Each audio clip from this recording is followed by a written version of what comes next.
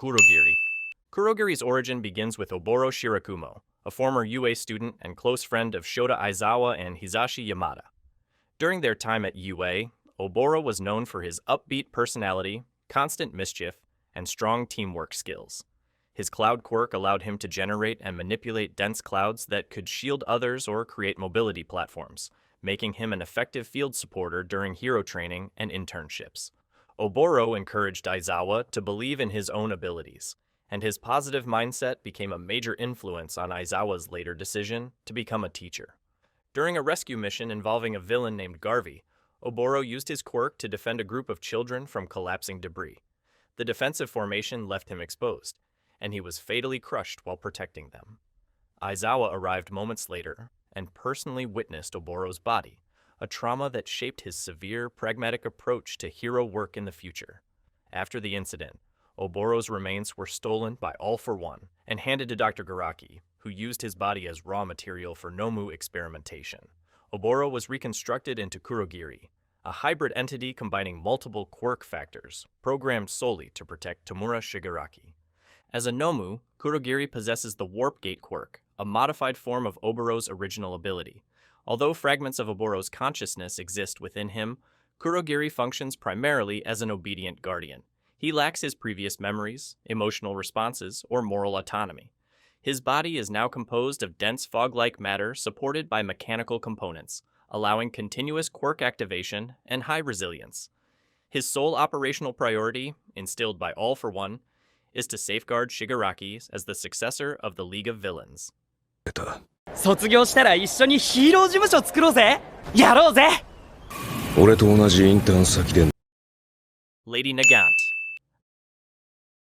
Lady Nagant, born Kaina Tsutsumi, began as a hopeful and dedicated trainee under the Hero Public Safety Commission. From an early age, she demonstrated exceptional skill with her rifle quirk, a power that transformed strands of her hair into sniper-grade weaponry capable of extreme accuracy and precision. Through years of rigorous training imposed by the Commission, she evolved into one of Japan's top heroes and its most elite long-range specialist. Her public image was carefully crafted to portray her as a symbol of justice and reliability. Behind the scenes, the Commission tasked Nagant with secret operations intended to maintain the stability of hero society. These missions required her to assassinate villains and even corrupt heroes whose involvement in crimes risked undermining the Commission's curated public narrative. While she initially complied, the psychological toll accumulated over time. The gap between her heroic facade and the covert violence she was forced to enact created severe emotional strain. Her breaking point began when she hallucinated blood on the hands of children who asked for her autograph, an involuntary projection of the hidden deeds she was required to commit. When Nagant expressed hesitation about her assignments, the Commission's president ordered her to eliminate 2 additional corrupt heroes and threatened her when she questioned the directive. This pressure triggered her collapse, and she killed the Commission president in retaliation. Following the incident, she was imprisoned in Tartarus, and the Commission publicly falsified the story, claiming she murdered a hero in an argument to preserve the image of the hero system. Her imprisonment was used as a cautionary example to discourage dissent among active heroes. オール・フォー・ワンが目を切るわけだ Gentle Criminal. Danjuro Tobita began as a student who dreamed of becoming a professional hero, but consistently failed to meet academic and skill requirements. His grades remained poor, and he failed the Provisional Hero License exam 4 consecutive times. Despite these repeated setbacks, he maintained optimism and insisted he would continue striving to become a hero. His turning point occurred during a failed rescue attempt in which he attempted to save a falling civilian, but accidentally obstructed a professional hero. This interference caused the victim to suffer severe injuries, leading to public backlash, legal consequences, and financial penalties. Danjuro's school expelled him, and the resulting disgrace drove his parents to disown him. These events severed his path toward legitimate heroism. Years later, Danjuro encountered a former classmate who had become a successful hero. The classmate did not recognize him, reinforcing Danjuro's belief that he had become insignificant and forgotten. This realization triggered a shift in identity. Determined to create a legacy, he reinvented himself as Gentle Criminal, a villain who staged theatrical crimes and posted the footage online in hopes of achieving notoriety. His crimes were non-lethal and focused more on spectacle than damage, but they attracted little attention from the public. Despite his efforts, Gentle remained largely unknown and isolated, until one particular viewer found meaning in his actions. La Brava. Manami Aiba, later known as La Brava, experienced severe emotional trauma during middle school. After writing a sincere love letter to a boy she admired, she was publicly mocked and labeled a stalker. The humiliation caused her to withdraw from social life entirely. She isolated herself at home, spending her time on her computer, eventually developing advanced hacking abilities that she used aimlessly to fill the emotional void created by her ostracization. Her sense of identity deteriorated as she struggled with loneliness and purposelessness. During one of her periods of isolation, Manami discovered a video uploaded by Gentle Criminal. His determination to make the world acknowledge him resonated strongly with her, reigniting a sense of purpose. She used her hacking abilities to track him down and introduced herself as his most dedicated supporter. Gentle initially hesitated to involve her in his criminal activities, but her persistence and admiration eventually swayed him. When she expressed insecurity about the dark circles under her eyes, Gentle drew matching circles on his own face, signaling acceptance and validating her identity. From that moment forward, she operated as his partner under the name La Brava, committed to supporting Gentle's mission and finding meaning through their shared struggle for recognition. Something's bothering her. She's gonna fix something. I know. She's getting the fixing itch that Cynthia Erivo gets. Stain. Chizome Akaguro, later known as Stain, began as an idealistic child who idolized All Might and aspired to become a hero. He enrolled in a private hero course high school with the intention of following the traditional pro-hero path. However, as he grew older, he became increasingly disillusioned with the profession.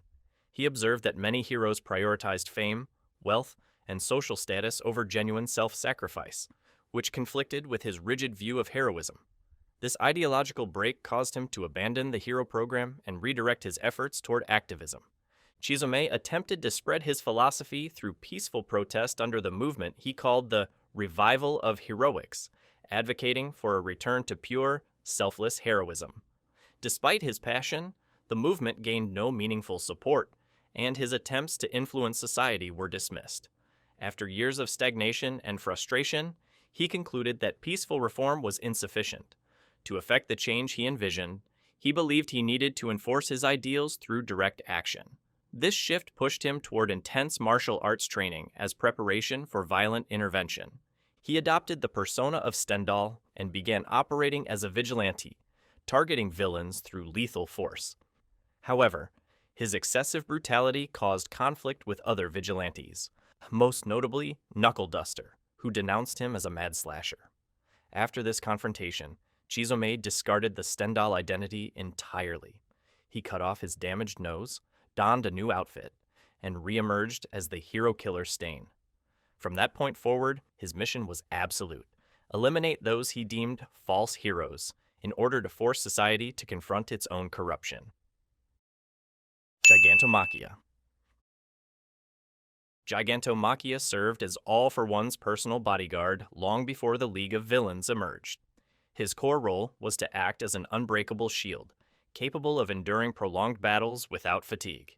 Thanks to his natural durability and his endurance quirk, Gigantomachia could withstand the strain of multiple quirks being implanted into his body. This made him one of the few subjects capable of surviving All for One's direct enhancements.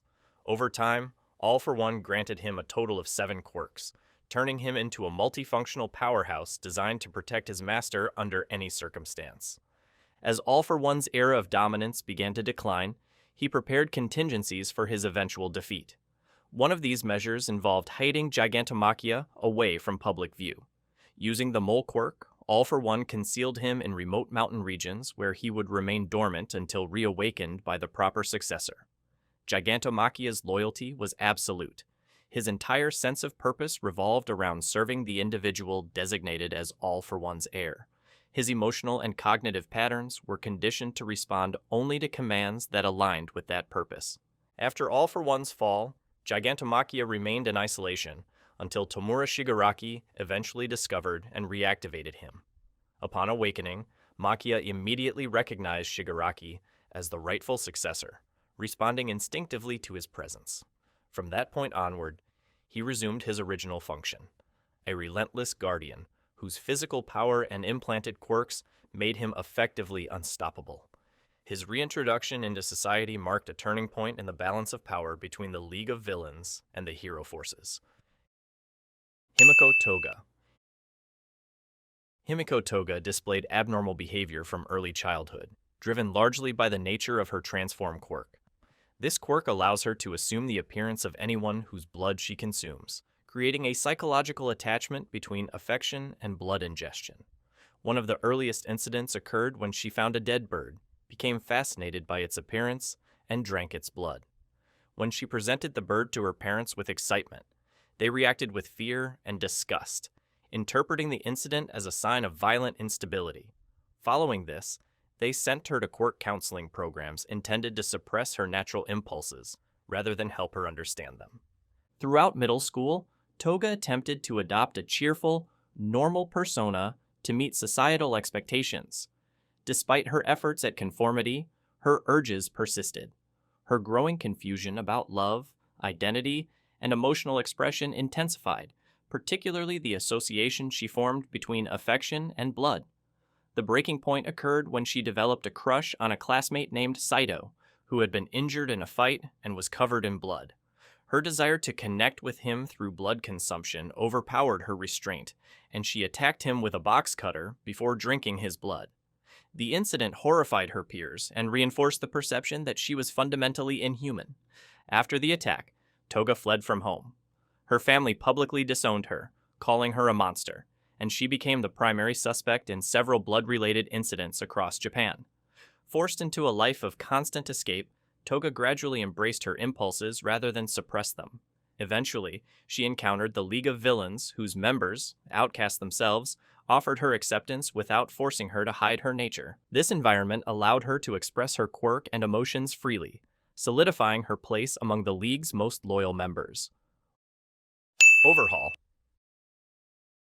Kai Chizaki, later known as Overhaul, grew up in an orphanage operated by Dr. Garaki. During his childhood, he encountered a theory proposing that quirks originated from a type of viral mutation. This idea shaped his worldview, leading him to believe that quirks were fundamentally a disease infecting humanity rather than a natural evolution. His obsession with this belief influenced every major decision he would later make. He was eventually adopted into the Shi-Hasaikai Yakuza organization by its boss, who raised him like a son. The boss attempted to instill traditional values of honor and humanity, explicitly warning Chizaki against villainy and the use of drugs. However, Kai believed he owed his life to the boss, and his desire to repay that debt drove him to extremes. He became fixated on restoring the fallen Yakuza to power, even if it required violating the boss's teachings. This fixation deepened when he discovered Eri, the boss's granddaughter, whose rewind quirk enabled her to revert a person's physical state down to a previous genetic form. Recognizing the potential of Eri's quirk, Chizaki formulated a plan to manufacture quirk-erasing bullets using her blood. He intended to sell them to villains while simultaneously creating a serum to restore quirks, which he would sell to heroes. This system would force both sides into dependence on the Shi-Hasaikai, enabling him to rebuild the organization's influence. The boss immediately rejected the plan, horrified by the exploitation of his own granddaughter. In response, Chizaki placed him into a coma and took control of the organization, rebranding himself as Overhaul. From there, he systematically expanded his operations around Eri's continued suffering, positioning himself as the architect of a new power structure built through quirk manipulation.